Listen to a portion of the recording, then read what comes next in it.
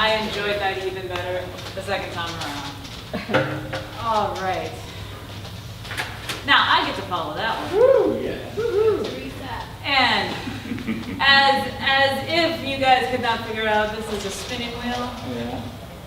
and the name of my piece is Spinning Wheel. So hence being very literal here, even though this is quite figurative. Okay, so after dinner, having dinner with a boisterous group of women at a restaurant, I came across a swag table, sponsored by a local radio station, since free is my price. I grabbed the only meaningful thing among a sea of junk, a book. As I sped read the back copy, the guy working the table informed me that I had to spin the wheel. And whatever it landed on, that's what I would get. Instead of looking at the wheel, I leveled my eyes at him. I gave him the look that communicated, I'm not going to spin your fucking thing. I drew the book closer to my chest and protected it, folding my arms in my best Southern woman, bless his heart, voice. I said, but I want this book. Fortunately, this guy was not in the mood to be a dick. He manipulated the wheel so it looked like I had won the book. And then he fake cheered and congratulated me on winning the book. So, on the drive home, I wondered, how often are people trying to force me to spin a wheel, which has nothing to do with the outcome of whatever we're talking about? Like the time I taught at a prestigious school in Mexico. Let me get this right. Where is it? Here it is. Our principal assigned the teachers parking because students had performed so poorly on a national standardized test. The result? A sharp increase in teachers arriving tardy. You see, most only came early to get a good parking space. So the assigned parking vanished as quickly as it had begun. A few days afterward, some official discovered the wrong answer key had been used and the students had performed quite well on the test. Now, it may be obvious that there's no connection between designated teachers parking and standardized test results. However, a lot of people in the US have been duped into believing that the way to close the achievement gap is through standardized testing. Just test the hell out of the kids and that'll close the gap. Now, you know what makes teachers and districts and students and schools exemplary? Money, and plenty of it. With money comes smaller classroom sizes, better resources, and richer experiences both in and out of the classroom. It's no coincidence that students in districts with the most money score higher on standardized tests. Nor is it merely an excuse to note that students in cash-poor districts struggle with passing standardized tests because they struggle with everything in their life. The achievement gap is a direct reflection of the inequity of school funding, aka the money gap. Why doesn't anyone ever talk about closing that? Or how about the ridiculously illogical spinning wheel of, wait for it, how to hang the toilet paper. This is a reoccurring argument in my life. Some will argue that the correct way to hang toilet paper is over the roll because not only is it more aesthetically pleasing, but it works better since to hang it the other way will cause it to spool onto the ground uncontrollably. After 11 years of living in developing countries where I never left home without a stash of toilet paper in my purse, I had perfected how to hover over a toilet, a hole, a trench, or behind foliage, no matter how.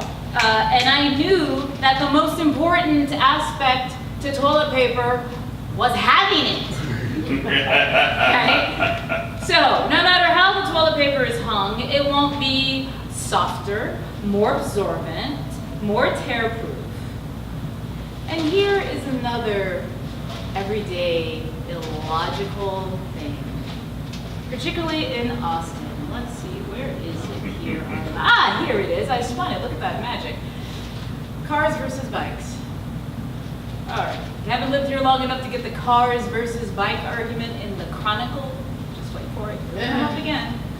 This great city of ours tries to remedy the shared road conflict.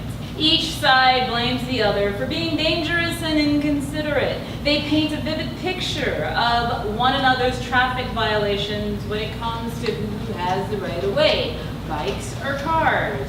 You know which side is right? Neither! I'm glad you said both, so we could just have like continuous the argument. Okay, because it doesn't matter what the mode of transportation is. Assholes can drive cars and they can ride bikes. Remedy the asshole conflict and you remedy the traffic conflict. Okay, here we go. Maybe I should run for president.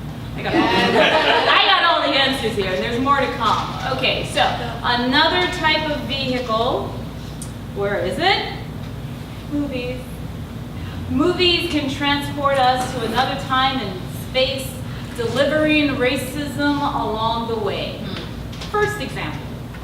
Back in the 70s, when no one dreamt of an Oscars So White movement, my older sisters, who were teenagers at the time, could legally take me to rated R horror movies, their favorite. Inevitably, the maniacal killer was on the loose, and the actors, who were all white, would stop to have sex. Or there'd be some lone white woman running in the woods or in the house, and what happens? She falls. Inevitably, right? And one of my sisters would scoff at such scenes and muttered something to the effect of, look at those stupid white people. Always have to have sex or fall down instead of dating. Of course, the only reason those cliche scenes existed wasn't due to the stupidity of white people, but the low quality of the scripts, and no minorities were hired for those parts. So, but as a child, I really thought white people would have sex anywhere, under any circumstances, and couldn't run well, thanks to those horror movies. Second thematic example. When I taught ESL in Seoul, South Korea, I had a new set of adult student classes every month. So every month, I told them a little about myself and par for the course. I'd get questions about my dreads, which are hiding under this wig. There was always one person who would yell out, "Michael Jordan!" whenever I told them that I graduated from Carolina. But in one class, I experienced this little gem. One student said to me, "You must be a good dancer." Intrigued, I asked him why. He replied, "In the movies, all the black people are good dancers." I smiled, again, that dangerous Southern woman smile, and said, "You know why all the black people dance so well in those movies?" It's like, no. I said, "Because they don't hire the black people who can't dance." The entire class went, "Wow," and looked around in amazement at one another. In that moment, a part of me was furious at them, but I had to remember myself. Wasn't I the little girl who, while eating dinner while the news was on TV, wondered where they got those black people, you know, let's see if I can find him here. It is the 6 o'clock news black people. Oh no. Oh yeah, you know what I'm talking about. The black people that don't remind you of any black person you've ever known. They find them consistently for the 6 o'clock news. Okay, so they must exist somewhere, just not in the droves or the probability that you see it. So, those 6 o'clock blacks were the ones who didn't speak proper English, didn't own a comb or brush, and were always witnessing or committing crimes. Despite the fact that most of my family and extended family are black and a significant number of friends were black, we were different than those 6 o'clock news blacks. I don't ever recall seeing a positive 6 o'clock news black unless they were entertainers or famous athletes. So, during my freshman year in college, when a white co-ed complimented me by saying, "Teresa, you don't talk like a black person," perhaps she'd grown up watching the 6 o'clock news while eating dinner with her family too. Now, I don't want to end on such a dismal note, since other species have their illogical moments as well. Ooh, I'm breaking my little spinning wheel here. Let's see, where is it? Here we go. I live in a very pet-friendly neighborhood.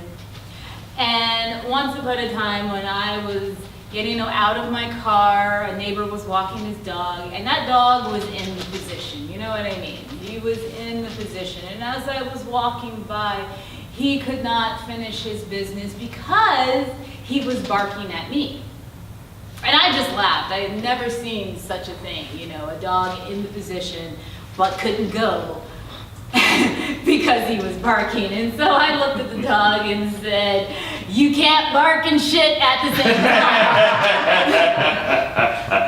I don't know who's stupider, the dog or me, but I'm talking about what it couldn't do. Right. That's the real message here. Do your business and let the other bullshit pass you by. All right.